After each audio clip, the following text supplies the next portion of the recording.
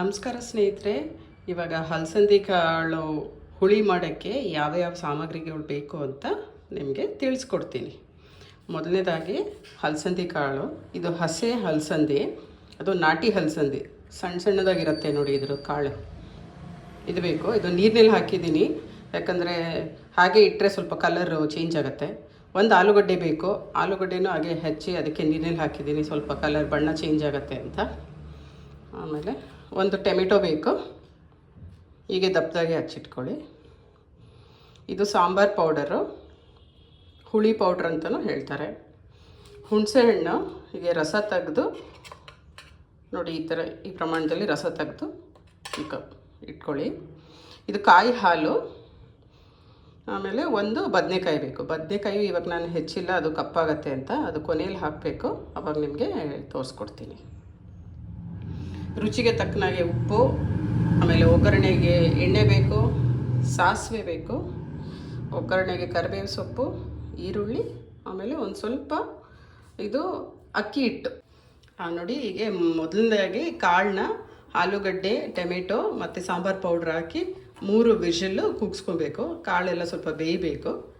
ಆಮೇಲೆ ಅದನ್ನು ಮಿಕ್ಕಿದ್ದ ಸಾಮಗ್ರಿಗಳನ್ನ ಹಾಕಬೇಕು. ಸೊ ಮೊದಲು ಇವಾಗ ನಾನು ಆಲೂಗಡ್ಡೆ ಹಾಕಿದ್ದೀನಿ, ಕಾಳು ಹಾಕಿದ್ದೀನಿ, ಇನ್ನು ಟೊಮೆಟೊ ಹಾಕಿ, ಇನ್ನು ಸಾಂಬಾರು ಪೌಡರ್ ಹಾಕಿ ಇವಾಗ 3 ವಿಷಲ್ನ ಕೂಗ್ಸೋಣ.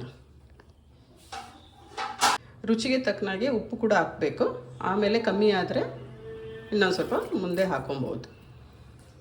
ಇವಾಗೆಲ್ಲ ಆಯಿತು. ಇವಾಗ ಮುಚ್ಚಳ ಮುಚ್ಚಿ 3 ವಿಷಲ್ ಕೂಗೋವರೆಗೂ ಕಾಯೋಣ. ಈಗ 3 ವಿಷಲ್ ಆಗಿದೆ. ಇವಾಗ ಮುಚ್ಚಳ ತೆಗೆದು ನೋಡೋಣ.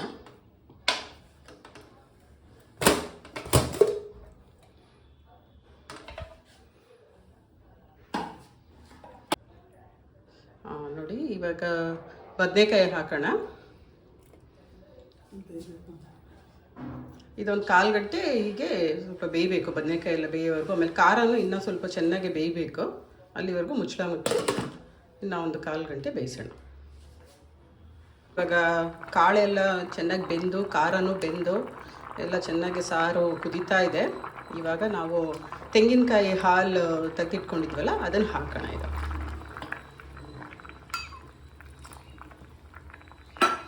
ಇದ್ರ ಜೊತೆನೇ ಇವಾಗ ಹುಣಸೆ ಹುಳಿ ಕೂಡ ಸೇರಿಸೋಣ.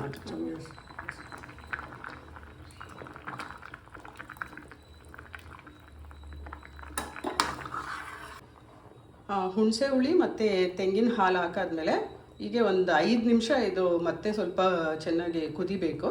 ಅದು ನಂತರ ನಾವು ಒಗ್ಗರಣೆ ಕೊಡು. ಇವಾಗ ಒಗ್ಗರಣೆ ಹಾಕೋಣ. ಹುಳಿಗೆ ಮೊದಲನೇದಾಗಿ ಎಣ್ಣೆ,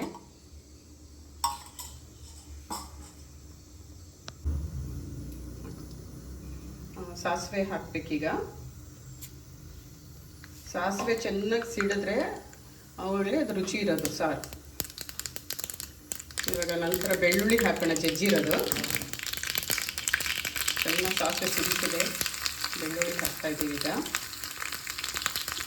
ಇದು ಒಂದು ಸ್ವಲ್ಪ ಫ್ರೈ ಮಾಡೋಣ. ಅದರ ನಂತರ ಈಗ ಈರುಳ್ಳಿ ಹಾಕೋಣ. ನೋಡಿ ಎಷ್ಟು ಚೆನ್ನಾಗಿ ಚಟಪಟ ಅಂತ ಶಬ್ದ ಬರ್ತಾ ಇದೆ. ಇದು ಈರುಳ್ಳಿ ಸ್ವಲ್ಪ ಚೆನ್ನಾಗಿ ಫ್ರೈ ಆಗಿ,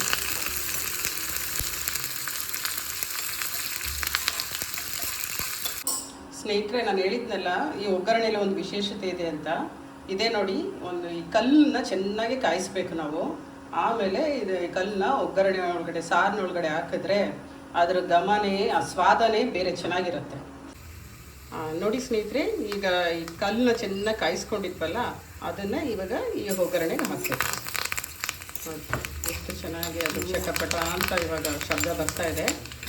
ಇದನ್ನು ನಾವು ಇವಾಗ ಸಾರಿಗೆ ಹಾಕಬೇಕು. ನೋಡಿ, ಈ ಕಲ್ಲು ಸಮೇತನೇ ಸಾರಿಗೆ ಒಗ್ಗರಣೆ ಹಾಕಬೇಕು.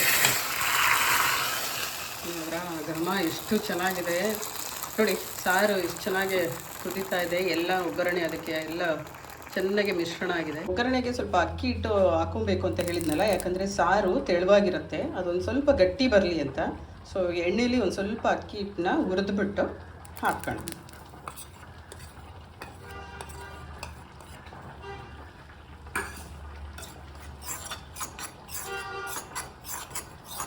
ಅದಕ್ಕೊಂದು ಸ್ವಲ್ಪ ನೀರನ್ನ ಮಿಶ್ರಣ ಮಾಡಿ ಇವಾಗ ಸಾರಿನೊಳಗಡೆ ಅಕ್ಕಿ ಹಿಟ್ಟು ಹಾಕಬೇಕು, ಹುರಿದಿರೋ ಅಕ್ಕಿ ಹಿಟ್ಟು.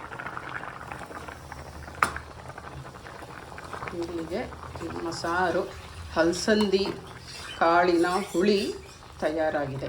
ಏನಿದ್ದರೂ ಊಟ ಮಾಡೋದು ಒಂದೇ ಬಾಕಿ. ನೋಡಿ ಎಷ್ಟು ಚೆನ್ನಾಗಿದೆ.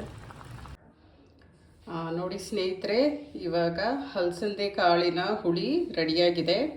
ಇದು ಅನ್ನದ ಜೊತೆಗೂ ತುಂಬ ಚೆನ್ನಾಗಿರುತ್ತೆ, ಮುದ್ದೆ ಜೊತೆಗೂ ತುಂಬ ಒಳ್ಳೆ ಕಾಂಬಿನೇಷನ್ನು. ಸೊ ಈ ಥರ ಊಟ ಮಾಡ್ತಾಯಿದ್ರೆ ಅನ್ನದ ಮೇಲೆ ತುಪ್ಪ ಹಾಕ್ಕೊಂಡು ಈ ಕಾಳು ಈಗಿನ ಚಳಿಲಿ ಈ ಹಲಸಂದಿ ಕಾಳಿನ ಹುಳಿ ಸವಿತಾ ಇದ್ದರೆ ಆಹಾ ಸೂಪರ್ ಆಗಿದೆ ಇದು. ನಿಮಗೂ ನಾನು ಈ ಮಾಡಿರೋ ರೆಸಿಪಿ ಇಷ್ಟ ಆದರೆ ಕಮೆಂಟ್ ಸೆಕ್ಷನಲ್ಲಿ ತಿಳಿಸಿ. ನಿಮ್ಮ ಮನೇಲೂ ಇದೇ ಥರ ಕಾಳು ಸಾರು ಮಾಡ್ತೀರಾ ಇಲ್ಲ ಬೇರೆ ವಿಧವಾಗಿ ಮಾಡ್ತೀರಾ ಅದ್ರ ಬಗ್ಗೆನೂ ತಿಳಿಸಿ. ಹಾಗೆ ನಾವು ಕಲ್ಲಿಂದ ಒಗ್ಗರಣೆ ಹಾಕಿದ್ವಲ್ಲ ಅದ್ರ ಬಗ್ಗೆ ನಿಮ್ಗೇನು ಅನಿಸ್ತು ಅನ್ನೋದನ್ನು ಕಮೆಂಟ್ ಸೆಕ್ಷನ್ ತಿಳಿಸಿ. ನಮ್ಮ ಚಾನೆಲ್ನ ಇದೇ ಥರ ಸಪೋರ್ಟ್ ಮಾಡ್ತಾಯಿರಿ.